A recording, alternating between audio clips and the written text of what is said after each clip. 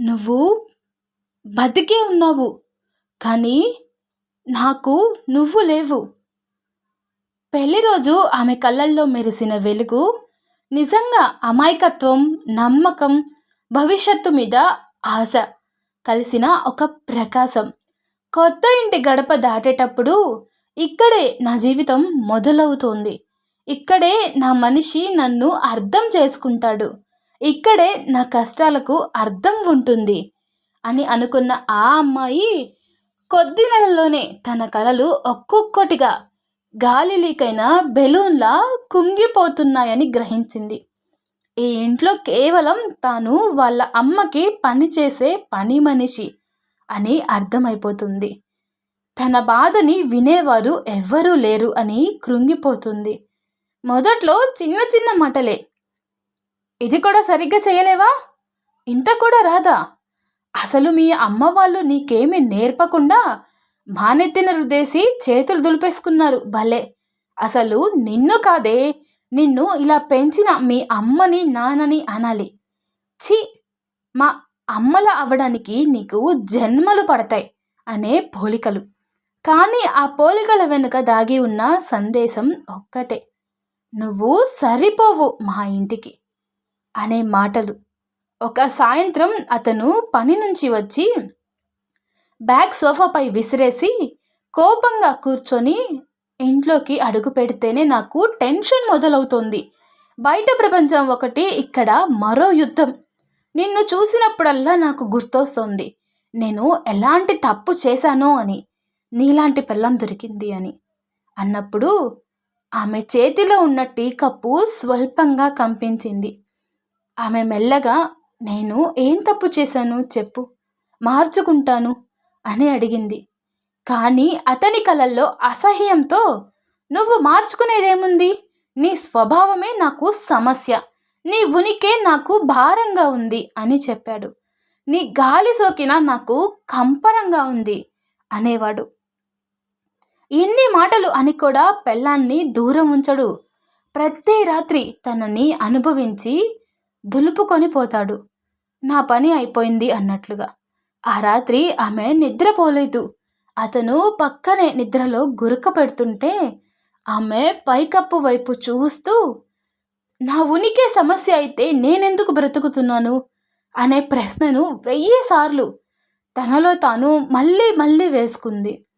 కొన్ని రోజులకు ఒక పెద్ద సన్నివేశం జరిగింది. బంధువులు ఇంటికి వచ్చిన రోజు అత్తగారు అందరి ముందు, మా కొడుకు అదృష్టం ఎక్కడికో పోయింది, పెళ్ళికి ముందు ఎంత వెలుగున్నాడో చూడండి, ఇప్పుడు ఈమె చేతిలో పడ్డాక ఎలా మాడిపోయాడో అని అన్నప్పుడు అందరూ తలలు ఊపుతూ నవ్వారు. ఆమె మాత్రం ఒక్కసారి తన భర్త వైపు చూసింది. ఒక్కసారి అయినా అలా అనొద్దు అని చెప్పమని.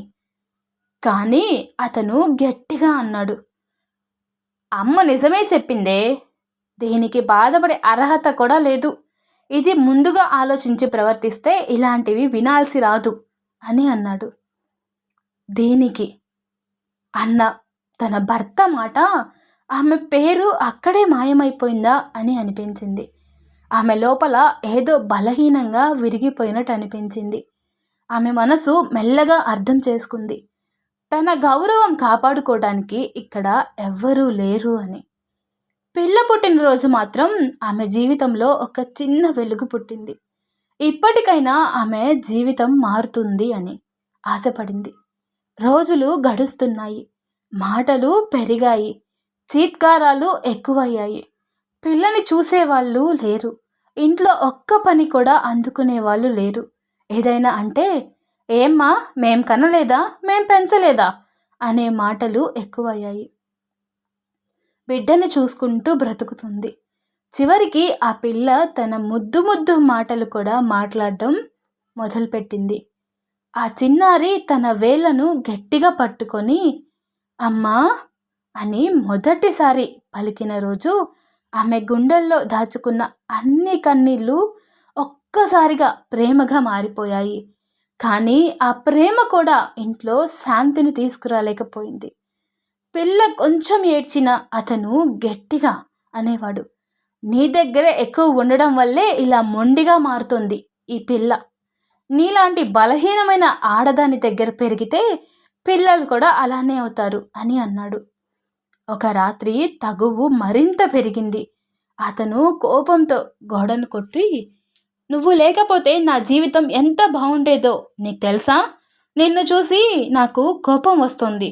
నిన్ను పెళ్లి చేసుకున్న రోజు నా అదృష్టం అంతా తలక్రిందులైపోయింది. నువ్వు చచ్చిపోతే నాకు కనీసం ఒక కొత్త ఆరంభం దొరుకుతుంది అని గట్టిగా అరిచాడు. ఆ మాటలు కేవలం శబ్దాలు కాదు, అవి ఆమె గుండెలో నేరుగా దూసుకెళ్లిన కత్తులు. ఆమె మెల్లగా అడిగింది, గొంతు వణుకుతూ, నిజంగా నేను చనిపోతే నీకు శాంతి వస్తుందా అని.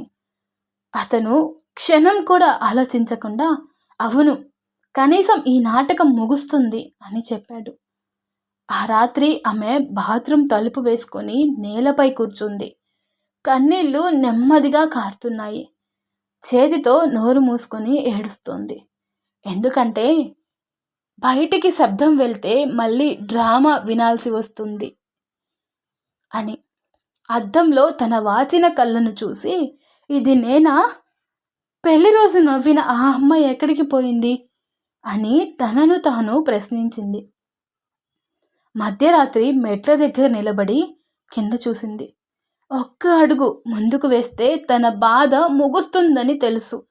కానీ అదే క్షణంలో తన పిల్ల నిద్రలో తడుముకుంటూ అమ్మా అని పిలిచింది. ఆ చిన్న గొంతు ఆమెను వెనక్కి లాగేసింది. ఎందుకంటే తాను చనిపోతే అతని మాటలు గెలుస్తాయని. కానీ తాను బ్రతికితే కనీసం తన పిల్లకు ఒక సత్యం నేర్పగలనని ఆమెకు అర్థమైంది. ప్రేమ అంటే అవమానం కాదు. పెళ్ళి అంటే శిక్ష కాదు. భర్త అంటే భయం కాదు. రోజులు గడుస్తున్నాయి. అతని మాటలు ఇంకా మారలేదు. నువ్వు నా జీవితంలో పొరపాటున వచ్చావు. నిన్ను చూసి నాకు అసహ్యం వేస్తుంది. నువ్వు ఉండటం వల్లే నేను ముందుకెళ్ళలేకపోతున్నాను అని మాటలతో రోజుకి కొంచెం కొంచెంగా తనని బ్రతికున్న చచ్చిన శవంలా చేసేస్తున్నాడు తన భర్త. ఇప్పుడు అతను ఎన్ని మాటలు అంటున్నా కానీ ఆమె ఇప్పుడు మౌనంగా వింటోంది. ఎందుకంటే ప్రతి మాట గుచ్చినా తన పిల్లల కోసం నిలబడ్డమే తన గెలుపు అని ఆమె నిర్ణయించుకుంది కాబట్టి. ఆమె ఇప్పుడు ప్రతి ఉదయం అద్దం ముందు నిలబడి ఒకే మాట చెబుతుంది, నువ్వు చనిపోలేదు. నిన్ను చంపటానికి ప్రయత్నించిన మాటలన్నిటికంటే నువ్వు ఇంకా బలంగా ఉన్నావు అని తనకి తానే సర్ది చెప్పుకునేది. ఆమెకు పెద్ద న్యాయం రాలేదు. అతను మారలేదు. అత్తగారి మాటలు కూడా ఆగలేదు. కానీ ఆమె పూర్తిగా విరిగిపోలేదు. ఎందుకంటే ఆమె ఇంకా బ్రతికే ఉంది. ఇంకా తన పిల్లల జుట్టు తడుముతోంది. ఇంకా వారికి నవ్వడం నేర్పుతోంది. ఆమె కథలో గట్టిగా వినిపించే విజయం లేదు. కోర్టులు లేవు. క్షమాపణలు లేవు. ఆమె కథలో ఉన్నది కేవలం ఒక నిశ్శబ్ద సత్యం. భర్త చేతులు ఎత్తి కొట్టకపోయినా అతని మాటలు ఆమె ఆత్మను ప్రతిరోజు కొట్టాయి. కానీ ఆ గాయాల మధ్య కూడా ఆమె తన పిల్లల కోసం నిలబడింది. ఎందుకంటే ఒక ఆడది పూర్తిగా విరిగిపోకుండా బ్రతకడం ఎంచుకున్న క్షణం నుంచే ఆమె ఓడిపోలేదు. ఆమె ఒక నిశ్శబ్ద యోధురాలుగా మారిపోయింది.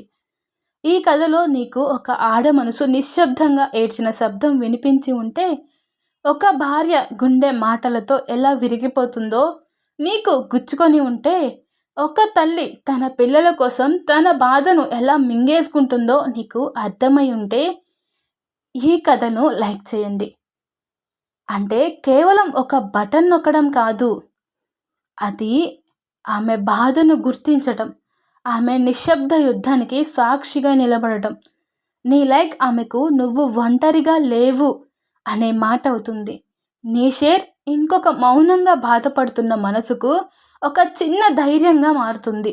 నీ కామెంట్ ఈ కథకు ప్రాణం పోస్తుంది. ఇంకా ఇలాంటి గుండెలను తాకే నిజమైన కథలు మరింత మందికి చేరాలంటే సబ్స్క్రైబ్ చేసి ఈ ప్రయాణంలో భాగమవ్వండి. ఎందుకంటే ప్రతి కథ వెనుక ఒక నిజమైన హృదయం ఉంది. అది వినడానికి మీరు కూడా భాగం పంచుకోండి. Thanks for watching.